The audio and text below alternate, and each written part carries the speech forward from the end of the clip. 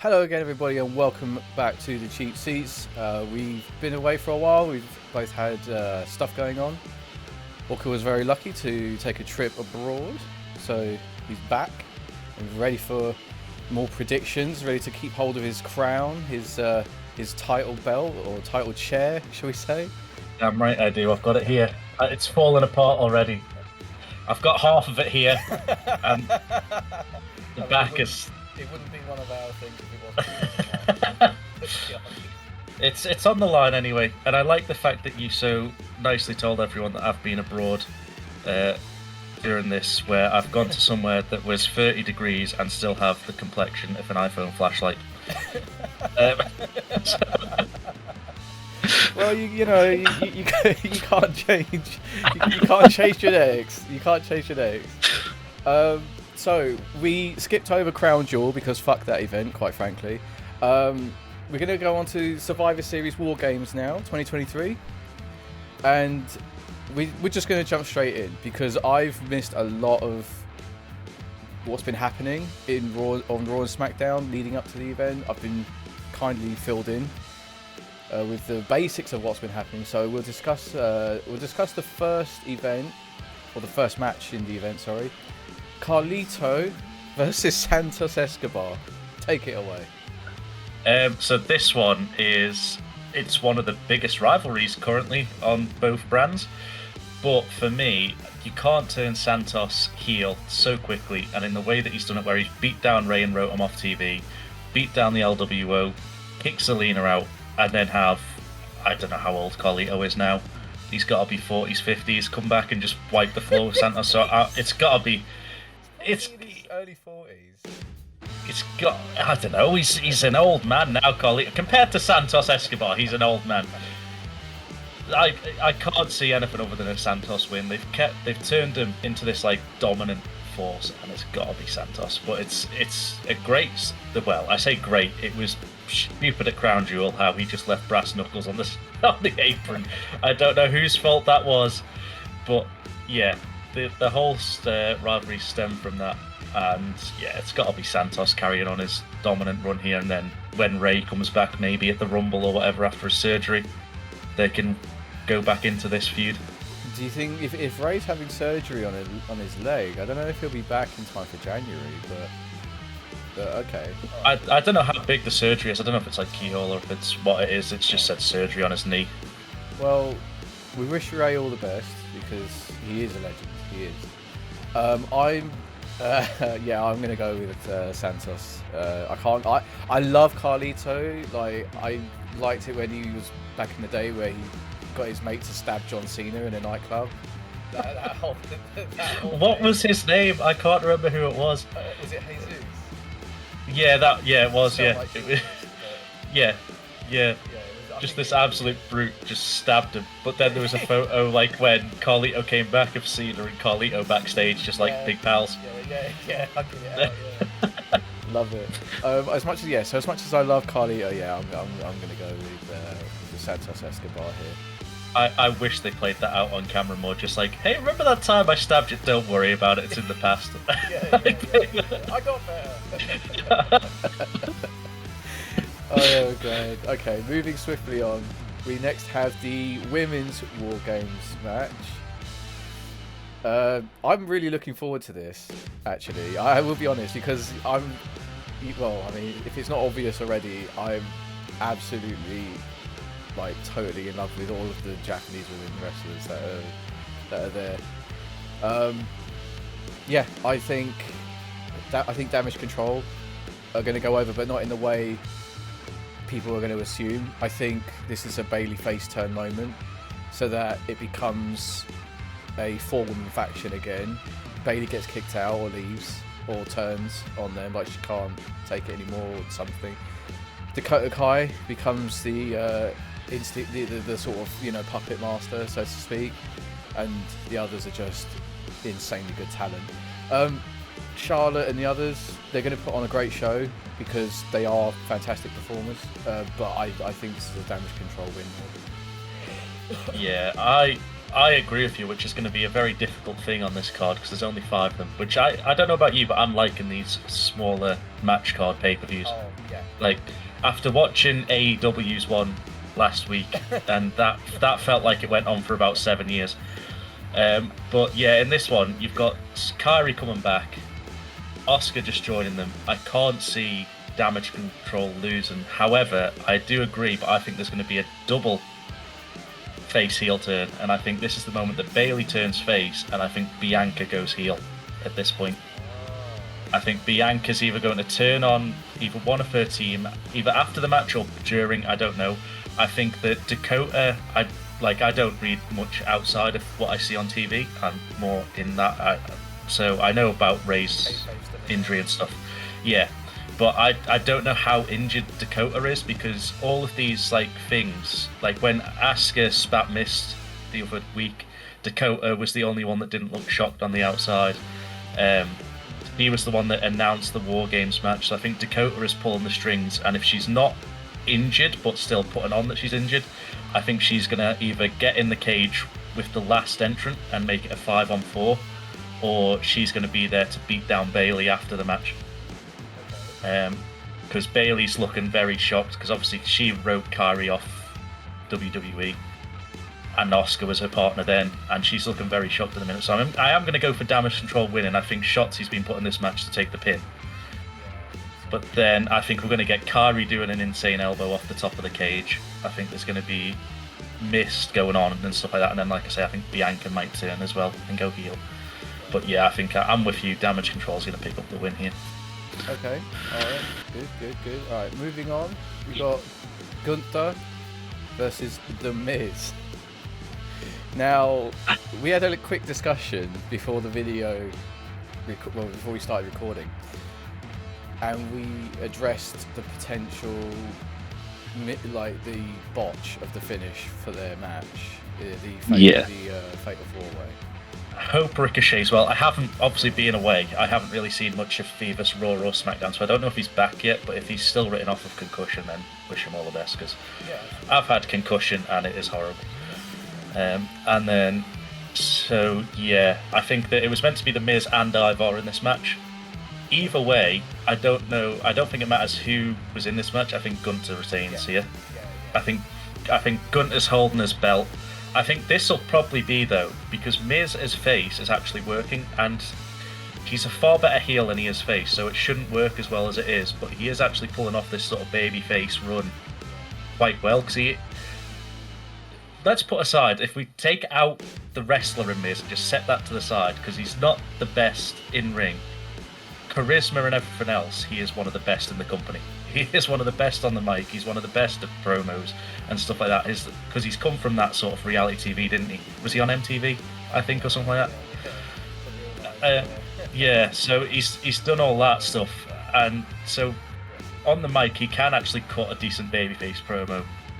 And I do think eventually he will get a belt back, because I think he's probably going to be one of the only people that can beat Flair's record now. Am I right in thinking that? Because Cena's gone. No idea. I'm going to assume so.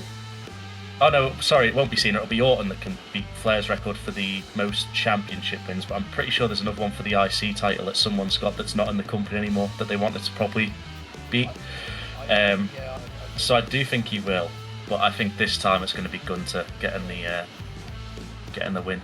I think so. It's going to be a good match. I think Miz is going to get chopped to shit. Because Gunther's already beaten the Honky Tonk Man's reign record. Yeah. So now it's a case of multiple times. It's either multiple times or who was? Yeah, Honky Tonk was the longest reigning, wasn't he? Yeah, Honky Tonk was the longest reigning. Like, he had the belt for the longest time. Yeah. Gunther has now beaten that. So now Gunther has the distinguished. He's the longest reigning IC champ of all time right now, but he's only had the belt one time. So now it's a case of, okay, are they going to hot potato it to give someone who's still in the company that record of most wins? I'm with you. I think it's going to be a good match. I think it's going to be like a close finish, and Gunther's going to beat Miz, but he's going to have a bit more respect for Miz because I think Miz is going to really like give it everything. But I think this match was not supposed to be a one-on-one. I've just googled it. It's Chris Jericho that's got it the most times. So yeah, they probably want that record gone. They probably want that record gone. Yeah. We'll have to do a bit more research into the numbers and we'll see who's closest. But yeah, it is probably Miz. Miz has won it a bunch of times. Yeah. But there we go. So yeah, we're alright. So we're both going for Gunther. This is gonna. It's gonna go down to the very last match possibly because I feel like the next one coming up we're both gonna have the same as well. Yeah, I think so. So the next one is Rhea Ripley versus Zoe Stark, which I wasn't expecting. I wasn't expecting this to be on the card. I'm not mad about it because Mummy definitely deserves a match at a big pay-per-view. But Zoe Stark, I mean, she kind of had that thing going with Trish Stratus and Becky Lynch, and then like I haven't watched much of Raw and SmackDown, so I have no idea why this has happened, except for the fact that Rhea Ripley just needs a match at one of the big four pay-per-view. That's all I know. I think Mami retains. I think Rhea Ripley retains here. I don't think it's going to be a very long match. I don't know what Zoe Stark's thing is like. I think it's going to be quite a brutal match though. I think there's going to be a lot of like power moves, a lot of big slams, a lot of stuff like that. But other than that, I think this is going to be a fairly short one. Yeah, I agree with you. Zoe Stark is going to be champion one day. She is a very good wrestler, but at the minute there is no one more over than Rhea. Like, she's the leader of the Judgment Day. She's got, even though she's a heel, people just want to see Mami on telly. And then I think the only people that can realistically take that championship belt off Rhea, 3 of them are in the women's War Games match. Then the other one is posing backstage somewhere after she signed from AEW. She's going to be walking around in her ring gear and then still not coming to the ring. Jade Cargill, like, she's just like, yeah, do you want to come get paid? I'll just stand backstage in your wrestling gear. Am I going to wrestle? Nah, we don't do that here. We're just going to keep you back here for a bit. Yeah, I think they're saving that because if the thing is, if they started it now, they would have to blow it off by the Rumble. So I think they're going to clash at the Rumble. You think Jade might come in and win the Women's Rumble? Possibly. It is going to be something like that, isn't it, to get her there? But it's the only one, so yeah, I think Zoe's going to put on a good match here, but I think this is going to be... We don't know the actual order of the match card yet. I don't know if it's going to be bookended by the War Games match, but this is either going to be your, like, sort of come down. Because I think that one thing I didn't say about the Miz Gunter one is I think that's going to be the Miz's highest star rating match, mainly because of Gunter. But I then think that this match is going to be a sort of like lull before the big match. One of the War Games matches is going to follow this, or it'll be just after a War Games match to bring the crowd back down. Yeah, that's. But yeah, I think it is going to be Rhea. Yeah. Okay. We're gonna have to disagree at some point. Otherwise, it's just okay. Right, and the last one, the men's War Games match. So this one, I am torn with 2 finishes this match that I don't know. So I'll talk you through both my theories here. One of them is going to be that the Judgment Day have the advantage. So they're going to be the ones going into the match 2-on-1, 3-on-2, so on and so forth. So they're going to have that upper hand. I think it's going to be Cody's going to go into the ring first and sort of be the leader to start off. I then think that the last 2 people are going to be in the cage are going to be Jay and Orton. And this is where I don't know whether Orton's going to get in the ring and help his team and then turn on Jay, or if as Jay goes out of the cage to get into the ring, Orton hits him with an RKO out of nowhere and just leaves him on the ramp. Okay. And then that'll leave Cody, Seth and Sammy in the ring, sort of like, what's going on, what's happening. Cody could then feud with Orton before finishing his story, one of his many stories that he's got going on before Mania. But it would mean that the Judgment Day are then 5-on-3 against the baby faces and just pick them off and win. That's one world. The other world is that, like I say, Orton just gets in the ring. He's just returned. Daddy Cody made this match, so they have to give him a sort of win. And if you look at the team's caliber on each team, the babyface team here has got, like, no disrespect to Dom or JD, but the caliber between the two, there's like a big gulf there. Like, you've got. However, so I think, you know what? Annoyingly, because I said the heels and damage control are going to win the other one, I kind of want the babyfaces to win this. But then I want to make it interesting, and I don't want to have us just have the same. I feel like you're going to go for the babyface team.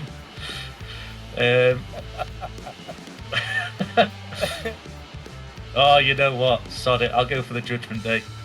Randy's going to turn. I'll make the video interesting so we disagree on one of them. But I do think that the other world, which is why Judgment Day winning could be a thing. If you get the moment where Jay comes out of the cage, Randy then RKO's him from out of nowhere. Randy just goes, "I'm done," and walks off up the ring and goes away, similar to what Dakota did with Tegan Knox in that game, in that War Games match in NXT. He just leaves. Cody, Seth, and Sammy put on this valiant babyface thing. Jay's sort of stretch it out the back. You then get the beat down on all three, but then as the match finishes, maybe that is the finish of the match, because I think the match would then start instantly, and maybe it's just an over quick one. I think if Cody then sort of goes, "What's wrong with Randy?" goes to chase after it, because Cody was the one that called Randy and sort of put Randy in this match. Sammy can go with Cody, and as Seth's about to leave, he gets Claymored or something, and then there's a beat down from the Judgment Day and let Priest cash in. Because they've brought on that Seth needs surgery on his back for so long, then they've stuck him in a War Games match. Like, it doesn't make sense to me that you keep Seth going and going and going. Yes, he looks stronger and stronger, but at some point it is going to absolutely ruin his back, whereas they could just use the briefcase and get it off. Okay. Right, but we don't know if that's a kayfabe injury that he just keeps saying. Yeah, that is true. I'm sorry, but like, especially now with the wellness policy, not just that, but like the amount of care they give for things like concussions. If someone has a legitimate back injury, especially seeing how it's, like other similar injuries have absolutely shortened people's careers, like someone with Seth's caliber and notoriety, they wouldn't take a chance. They would just say, "Sorry, Seth, we're pulling the plug on this. You need to go and have surgery, get better, get fit again, and then you can come back and we'll continue." Like, they wouldn't take a chance, even if he's like, "No, I'm good to go." Like, they would just kibosh that straight away. They would just be like, "Nope, not happening," because they can't risk it. They can't risk, like, it's something as simple as taking a slightly awkward bump, and that's it. He now can't. Yeah. He can't walk. Like, no, they would never take a risk with that. Right. So, okay. So I'm gonna go. All right. Just so that we've got at least one difference, I'm gonna go with the baby faces. Okay. I think that we're gonna see, like you said, classic War Games. The Judgment Day will always have the advantage of the extra man until the last man. So, looking at the graphic, so you've got Cody, you've got Seth, you've got Sammy, and you've got Jay, right? Yep. Right. Who's the fifth guy? Orton. So the graphic that we've got hasn't got it in. So Randy Orton was confirmed as the fifth for Thing, and Drew McIntyre is the fifth for Judgment Day. Okay. Sorry, you haven't been watching. I forgot that I put the wrong graphic in. So basically, the other week, Mammy came out and basically just shook hands with Drew on top of the ramp, and Drew joined the Judgment Day. There's no real rhyme or reason. She's just pulling the strings for Drew joining them. Okay. All right, that's fine. So, okay. Well, I think then this is going to be the occasion where See, the thing is, if Seth gets cashed in on here and he loses the thing, goes away for his surgery, he won't be back in time for the Rumble. He won't be back in time for Mania because back surgery is, you know, it's going to be a long layoff. I think he'll go after Mania. So I mean, I'm getting ahead of myself here, but I think Seth will drop the title at Mania and go for his surgery, and then he'll be back later that year. On the flip side, I think that the babyface win here because of Seth, Sammy, not Jay, definitely Cody, right? I think Orton is going to play ball. I think Orton's going to play ball with it. I think he's good. I think there's going to be a lot of Jay's going to be like, you know, back to the cage, like constantly watching Orton, like, you know, trying to stay out of his eye line and stuff. But Orton's going to be involved in the match. Like he'll probably go in. Like it might be a case of where Orton goes in before Jay into the match, and then all of a sudden, like, Jay's now got cold feet about does he want to, you know, thing. Maybe, I think, because people will be so happy that Orton's come back, and Orton is face Orton now. Like, he's good guy Orton, like good guy Cody, you know. And like with the Miz, Orton is a better heel.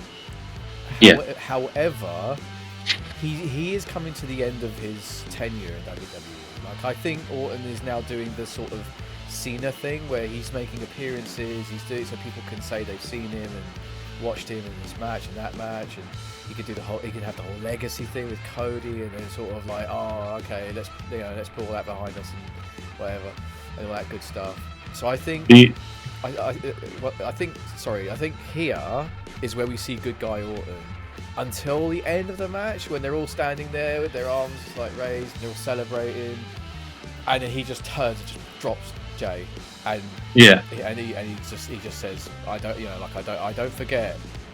But then what? So the fans are happy. They're like, yeah, and then, you know, he just drops Jay so quick. Like, they all turn around, they're holding arms, they all turn around, and then he just spins Jay around, drops him with an RKO, and does his backwards slide that he does on the floor he just slides out of the ring by the door. Yeah. And he just says to Cody, like, he's like, you know, I got you, like, I've got your back, not that guy, and he just leaves. You know, I think that would be nice. Yeah, I think. Yeah. Well, I think that's what I was going to say. The only thing I can think of, but I don't know how long the storytelling would need to be on it, is that, as we were saying earlier, there's only one person left in WWE that can beat Ric Flair's record, and that is Randy Orton. But if Randy Orton, he needs to be face and beating Roman Reigns, or he needs to be Cody finishes the story and then Randy turns on Cody at some point. Legacy 2.0. Yeah. They're the two options you've got for Randy getting that belt, I'd say, to beat Ric Flair's record.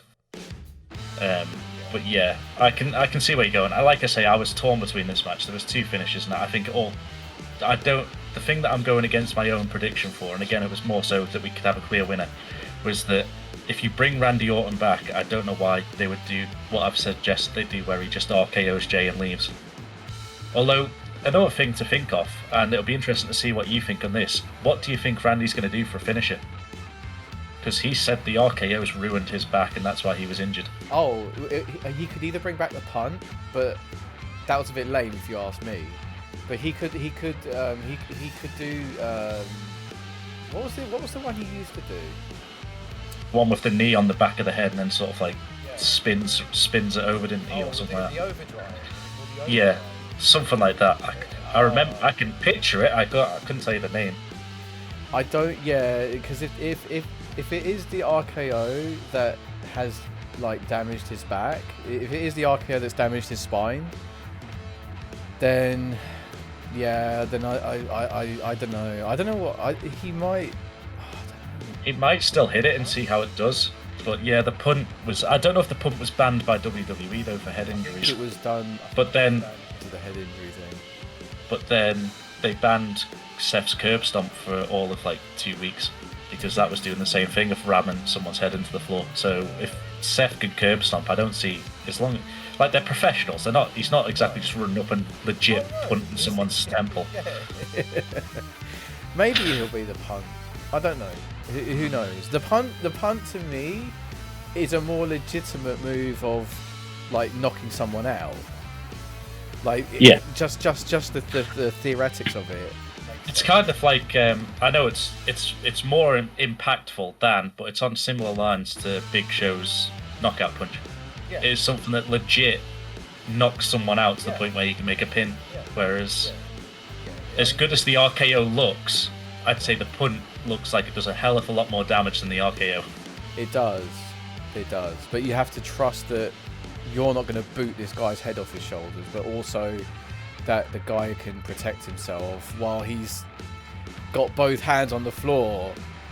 And Yeah. he has to do that. He has to turn his head at the last second just as you come in, but Yeah. not too much before. Otherwise, you know.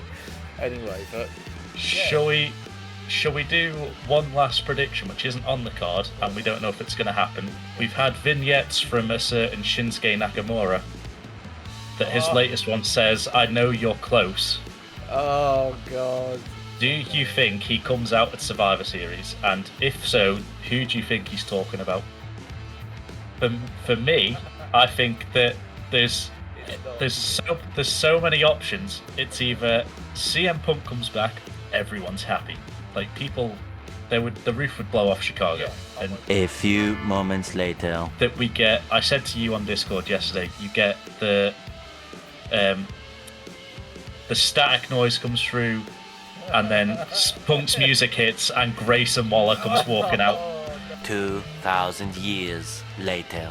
Or then you've got option 3, and he's talking about AJ Styles or someone like that, who's another person that he's had issues with in the past, that's been ruled off injured for so long and comes back.